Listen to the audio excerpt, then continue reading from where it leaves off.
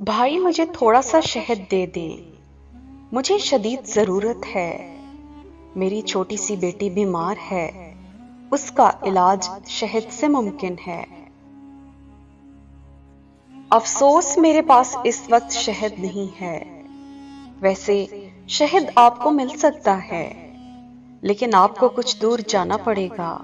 ملک شام سے ایک بڑے تاجر کا تجارتی قافلہ آ رہا ہے۔ وہ تاجر بہت اچھے انسان ہیں۔ مجھے امید ہے وہ آپ کی ضرورت کے لیے شہد ضرور دے دیں گے۔ ضرورت مند نے ان کا شکریہ ادا کیا اور شہر سے باہر نکل آیا تاکہ قافلہ وہاں پہنچے تو تاجر سے شہد کے لیے درخواست کر سکے۔ آخر قافلہ آتا نظر آیا۔ وہ فوراً اٹھا اور اس کے نزدیک پہنچ گیا۔ اس قافلے کے امیر کے بارے میں پوچھا۔ لوگوں نے ایک خوبصورت اور بارونق چہرے والے شخص کی طرف اشارہ کیا۔ یہ ضرورت مند ان کی خدمت میں حاضر ہوا اور عرض کیا کہ میری چھوٹی سی بیٹی بیمار ہے، اس کے علاج کے لیے مجھے تھوڑے سے شہد کی ضرورت ہے۔ انہوں نے فوراً اپنے غلام سے فرمایا، جس اونٹ پر شہد کے 2 مٹکے لدے ہیں ان میں سے 1 مٹکا اس بھائی کو دے دیں۔ غلام نے یہ سن کر کہا، آقا، اگر 1 مٹکا اسے دے دیا تو اونٹ پر وزن برابر نہیں رہ جائے گا۔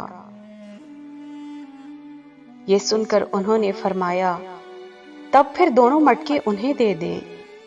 یہ سن کر غلام گھبرا گیا اور بولا، آقا، یہ اتنا وزن کیسے اٹھائے گا؟ اس پر آقا نے کہا، تو پھر اونٹ بھی اسے دے دو۔ غلام فوراً دوڑا اور وہ اونٹ مٹکوں کے ساتھ اس کے حوالے کر دیا اور ضرورت مند ان کا شکریہ ادا کر کے اونٹ کی رسی تھام کر چلا گیا۔ وہ حیران بھی تھا اور دل سے بے تحاشا دعائیں بھی دے رہا تھا۔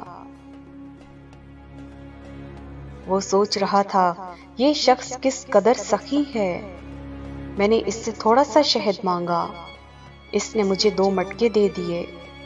مٹکے ہی نہیں، وہ اونٹ بھی دے دیا جس پر مٹکے لدے ہوئے تھے۔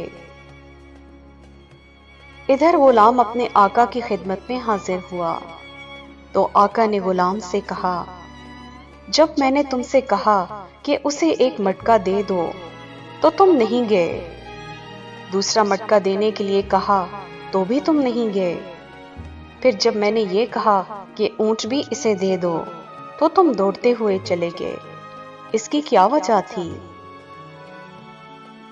غلام نے جواب دیا، آقا، جب میں نے یہ کہا کہ 1 پورا مٹکا دینے سے اونٹ پر وزن برابر نہیں رہے گا تو آپ نے دوسرا مٹکا بھی دینے کا حکم فرمایا۔ جب میں نے یہ کہا کہ وہ دونوں مٹکے کیسے اٹھائے گا تو آپ نے فرمایا، اونٹ بھی اسے دے دو۔ اب میں ڈرا کہ اگر اب میں نے کوئی اعتراض کیا تو آپ مجھے بھی اس کے ساتھ جانے کا حکم فرما دیں گے، اس لیے میں نے دوڑ لگا دی۔ اس پر آقا نے کہا، اگر تم اس کے ساتھ چلے جاتے تو اس غلامی سے آزاد ہو جاتے، یہ تو اور اچھا ہوتا۔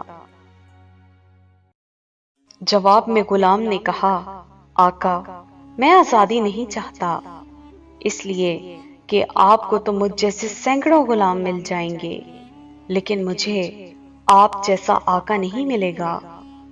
میں آپ کی غلامی میں رہنے کو آزادی سے زیادہ پسند کرتا ہوں۔ دوستو، آپ کو معلوم ہے یہ آقا کون تھے؟ یہ نبی کریم صلی اللہ علیہ وسلم کے پیارے صحابی حضرت عثمان غنی رضی اللہ تعالی عنہ تھے، جن کی سخاوت کو قیامت تک یاد کیا جائے گا۔